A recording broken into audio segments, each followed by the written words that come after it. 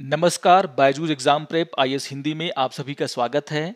और आज हम 30 अप्रैल के प्रमुख समाचारों पर आधारित कुछ प्रश्नों पर चर्चा करने वाले हैं। तो आइए शुरू करते हैं आज का डेली क्विज। आज के प्रश्नों पर चर्चा करने से पहले एक महत्वपूर्ण सूचना आप सभी के लिए है।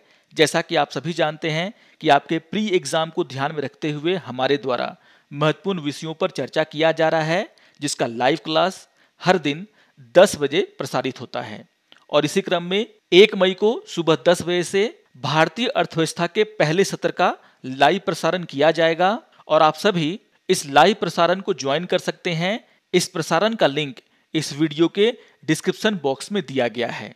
इसके साथ ही एक और महत्वपूर्ण सूचना आप सभी को ध्यान में रखना है कि 1 और 2 मई को छुट्टी होने के कारण हमारे द्वारा YouTube पर कोई अन्य वीडियो अपलोड नहीं किया जाएगा, यानी कि बिग न्यूज़, डेली क्विज और डेली न्यूज़ एनालिसिस के जो वीडियो अपलोड किए जाते हैं डेली बेसिस पर, वह 1 और 2 मई को अपलोड नहीं किए जाएंगे छुट्टी होने की वजह से। तो इन सभी बातों को आपको ध्यान में रखना है। आइए अब आज के प्रश्नों पर चर्चा कर लेते हैं। यहाँ पर क्वेश्चन नंबर 1 है, पवन हंस लिमिटेड के संबंध में निम्नलिखित कथनों पर विचार कीजिए। और यहाँ पर आपको 3 कथन दिए गए हैं और आपसे पूछा जा रहा है निम्नलिखित कूट का प्रयोग कर सही उत्तर का चयन कीजिए। यहाँ पर पहला कथन है, पवन हंस में DRDO की 49% हिस्सेदारी है। तो यहाँ पर हम चर्चा कर रहे हैं पवन हंस लिमिटेड को लेकर के, और आपको ध्यान में रखना है कि Pawan Hans limited central government और ONGC का एक ज्वाइंट वेंचर है, जिसमें ONGC का जो स्टैक है वह 49% है। तो आपको ध्यान में रखना है कि Pawan Hans limited central government और ONGC के द्वारा संयुक्त रूप से संचालित किया जाता है, जिसमें ONGC का 49% और सेंट्रल गवर्नमेंट का 51% स्टैक है। और इसके आधार पर अगर देखा जाए तो यहाँ पर जो पहला कथन है वह गलत हो जाता है। आइए देख लेते हैं दूसरे कथन को। दूसरा कथन है, इसे भारत सरकार द्वारा मिनी रत्न के रूप में मान्यता प्राप्त है। तो ये कथन पूरी तरीके से सही है। भारत सरकार ने पवन हंस लिमिटेड को मिनी रत्न कंपनी का उपाधि दिया है, यानी कि यहाँ पर जो दूसरा कथन है वो सही है। आइए देख लेते हैं तीसरे कथन को। तीसरा कथन है, उड़ान 2 योजना के तहत इस संगठन को अनुसूचित संचालन यानी कि शेड्यूल्ड ऑपरेशन के लिए एयर ऑपरेटर्स परमिट प्रदान किया गया है।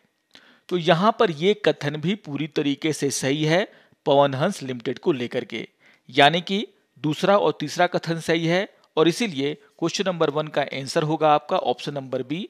यहाँ पर दूसरा और तीसरा कथन सही है। इससे जुड़ा हुआ एक न्यूज आज के द हिंदू समाचार पत्र में आया है, जिसमें यह कहा गया है कि केंद्र सरकार के द्वारा पवन हंस लिमिटेड को बेचा जा रहा है और यहाँ पर जो कीमत लगाई गई है इस कंपनी की वह 414 करोड़ है, जिसमें से लगभग 211 करोड़ सेंट्रल गवर्नमेंट को और 202 करोड़ ONGC को जाएंगे। आइए अब क्वेश्चन नंबर 2 पर चर्चा कर लेते हैं। क्वेश्चन नंबर 2 है, IPC की धारा 124A के संबंध में निम्नलिखित कथनों पर विचार कीजिए। और यहाँ पर आपको 3 कथन दिए गए हैं और आपसे पूछा जा रहा है निम्नलिखित कूट का प्रयोग कर सही उत्तर का चयन कीजिए। यहाँ पर पहला कथन है, यह राजद्रोह को एक अपराध के रूप में परिभाषित करता है जब कोई भी व्यक्ति बोले या लिखे गए शब्दों या संकेतों द्वारा या दृश्य प्रस्तुति द्वारा भारत में विधि द्वारा स्थापित सरकार के प्रति घृणा या अवमानना पैदा करता है, असंतोष उत्पन्न करता है या करने का प्रयत्न करता है। तो यहाँ पर ये जो बातें कही गई हैं, सेम बातें IPC की धारा 124A में कहा गया है, जिसे हम राजद्रोह के नाम से जानते हैं। इसका मतलब यह है कि यहाँ पर जो पहला कथन है वह पूरी तरीके से सही है। आइए देख लेते हैं दूसरे कथन को। दूसरा कथन है, इस कानून के तहत आरोपित व्यक्ति को सरकारी नौकरी से रोक दिया जाता है। तो यहाँ पर यह कथन भी पूरी तरीके से सही है।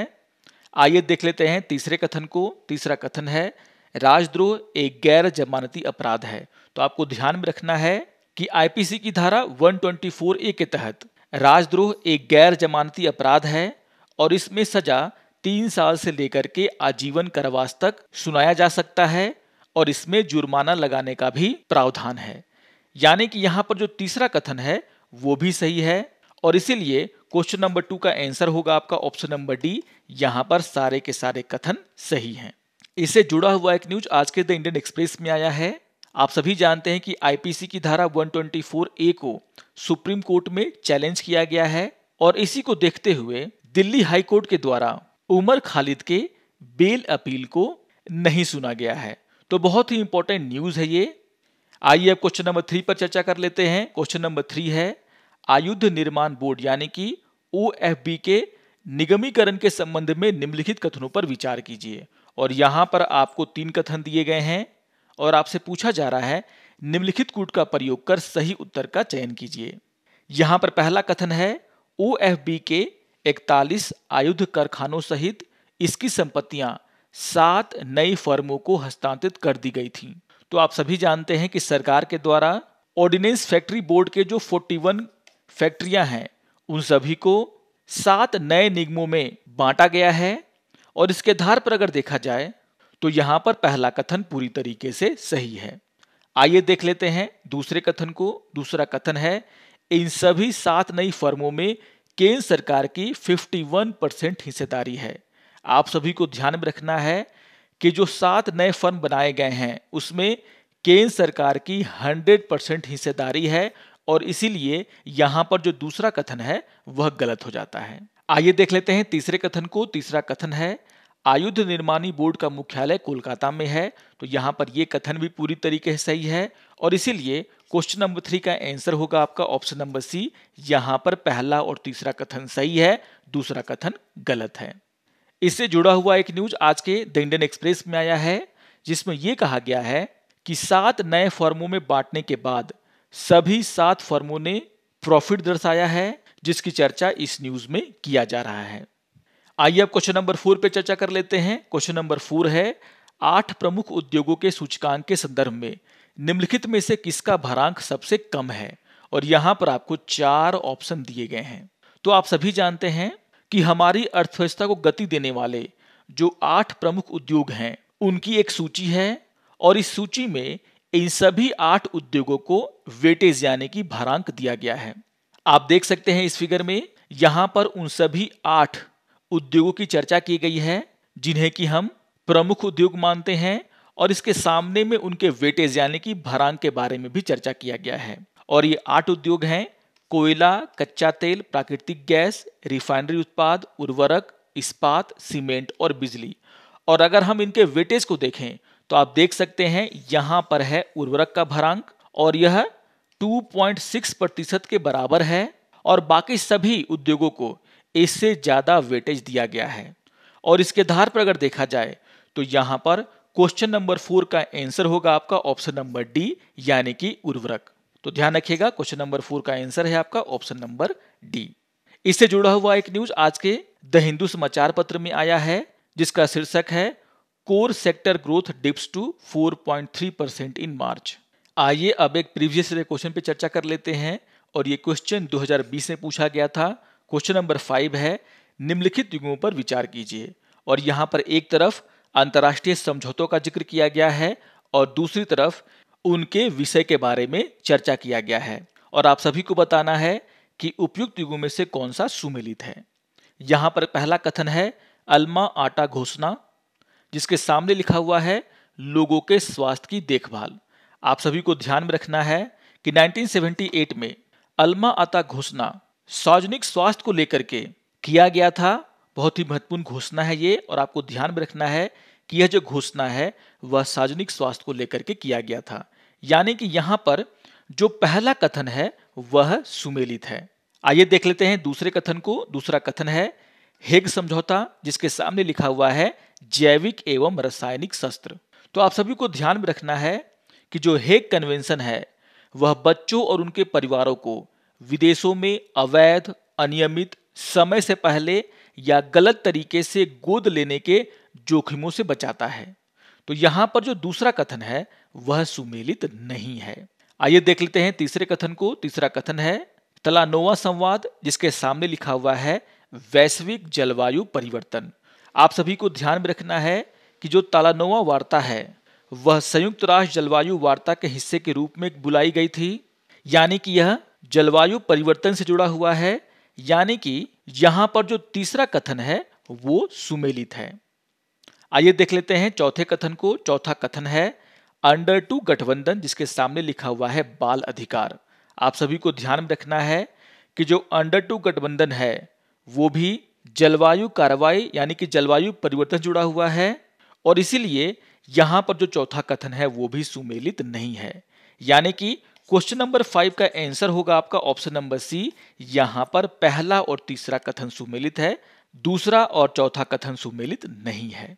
आइए अब आज के तथ्य के ऊपर चर्चा कर लेते हैं, और आज हम चर्चा करने वाले हैं आईएएस अधिकारियों के इस्तीफे के बारे में। 2019 में एक आईएएस अधिकारी जिनका नाम था शाह फैजल, उनके द्वारा अपने पद से इस्तीफा दिया गया था, जिन्हें अभी केंद्र सरकार के द्वारा फिर से बहाल कर दिया गया है।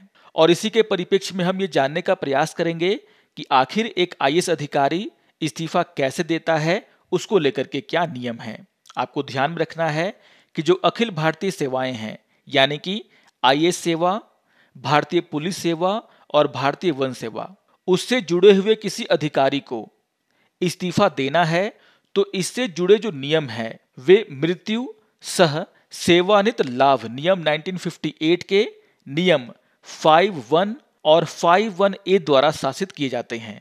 और यहाँ पर नियम ये है कि जब भी कोई राज्य कैडर का अधिकारी इस्तीफा देना चाहता है तो उसे अपना इस्तीफा राज्य के मुख्य सचिव को प्रस्तुत करना होता है। लेकिन अगर कोई राज्य कैडर का अधिकारी केंद्रीय प्रतिनियुक्ति पर है, यानी कि सेंट्रल डेपुटेशन पर है, तो उसे संबंधित मंत्रालय या विभाग के सचिव को अपना इस्तीफा सौंपना होता है, और उस विभाग के सचिव को उस अधिकारी का इस्तीफा संबंधित राज्य कैडर को अग्रेसित करना होता है, यानी कि वह इसे राजसंवर को अग्रेसित कर देता है। इसके बाद अधिकारी के त्याग पत्र पर जो संबंधित संवर्ग है उसकी अनुशंसा प्राप्त होने के बाद ही सक्षम प्राधिकारी द्वारा उसके इस्तीफे पर विचार किया जाता है। अगर हम यहाँ पर सक्षम प्राधिकारी की बात करें तो आप सभी को ध्यान में रखना है, अगर हम आईएएस अधिकारियों की बात करें तो यहाँ पर जो सक्षम प्राधिकारी है वह डीओपीटी यानी कि कार्मिक और प्रशिक्षण विभाग है। अगर आईपीएस अधिकारियों की बात करें तो यहाँ पर जो सक्षम प्राधिकारी है वह गृह मंत्री हैं, और अगर वन सेवा की बात करें तो यहाँ पर जो सक्षम प्राधिकारी है वह पर्यावरण, वन और जलवायु परिवर्तन मंत्री हैं। तो इनके द्वारा फिर अधिकारियों के इस्तीफे पर विचार किया जाता है। यहाँ पर इस बात को भी लेकर चर्चा किया गया है कि आखिर किन परिस्थितियों में इस्तीफा स्वीकार या अस्वीकार किया जाता है। आपको ध्यान में रखना है कि डीओपीटी के द्वारा 15 फरवरी 1988 को इस्तीफे के संबंध में एक परिपत्र जारी किया गया था, जिसमें यह कहा गया था कि अगर कोई अधिकारी सेवा करने के लिए तैयार नहीं है तो ऐसे अधिकारियों को सरकार के द्वारा मुक्त कर देना चाहिए, यानी कि उनका जो त्यागपत्र है उसे स्वीकार कर लेना चाहिए। लेकिन यहाँ पर यह भी कहा गया है कि कुछ विशेष परिस्थितियों में सरकार के द्वारा उनके त्यागपत्र को अस्वीकार भी किया जा सकता है। जैसे अगर अधिकारी के खिलाफ कोई अनुशासनात्मक मामला लंबित है तो यहाँ पर उस अधिकारी के त्यागपत्र को सरकार के द्वारा अस्वीकार भी किया जा सकता है, क्योंकि यहाँ पर जांच अभी लंबित है। इसी तरीके से यहाँ पर इस बात को भी समझाने का प्रयास किया गया है कि क्या एक अधिकारी पहले से प्रस्तुत किया गया अपना इस्तीफा वापस ले सकता है या नहीं ले सकता। और आपको ध्यान में रखना है कि डीसीआरबी का नियम 5(1)(a) का जो पहला भाग है उसमें यह कहा गया है कि केंद्र सरकार किसी अधिकारी को जनहित में अपना इस्तीफा वापस लेने की अनुमति दे सकता है। लेकिन 2011 में इन नियमों में कुछ संशोधन किया गया था, जिसमें यह कहा गया था कि जिस तारीख से इस्तीफा प्रभावी हुआ है और जिस तारीख को सदस्य को इस्तीफा वापस लेने की अनुमति के परिणाम स्वरूप ड्यूटी पर फिर से आने की अनुमति दी गई है, उसके बीच जो अनुपस्थिति की अवधि है वह 90 दिन से अधिक नहीं होना चाहिए। तो ये बात भी आपको ध्यान में रखना है। इसी नियम में इस बात की भी चर्चा की गई है कि केंद्र सरकार के द्वारा इस्तीफा वापस लेने की अनुमति नहीं भी दी जा सकती अगर केंद्र सरकार को यह लगता है कि जो संबंधित अधिकारी है वह किसी पॉलिटिकल पार्टी से जुड़ा हुआ है, किसी संगठन से जुड़ा हुआ है, राजनीतिक आंदोलन में उसने भाग लिया है या फिर उसकी कोई राजनीतिक गतिविधियां हैं। तो इस आधार पर सरकार के द्वारा उसके इस्तीफा वापस लेने का जो मांग है उसे अस्वीकार भी किया जा सकता है। तो बहुत ही इंपॉर्टेंट न्यूज़ है ये, जिसको कि आपको ध्यान से पढ़ना है। आशा करता हूं कि आप सभी को आज का ये डेली क्विज पसंद आया होगा। सारे क्वेश्चंस बहुत ही महत्वपूर्ण हैं, इन सभी को आप रिवाइज कर लेंगे। और अगर आपको ये वीडियो अच्छा लगे तो आप जरूर इसे लाइक करें, शेयर करें और दूसरों को भी सब्सक्राइब करने के लिए प्रेरित करें। तो मिलते हैं डेली क्विज के अगले अंक में, तब तक के लिए नमस्कार और धन्यवाद।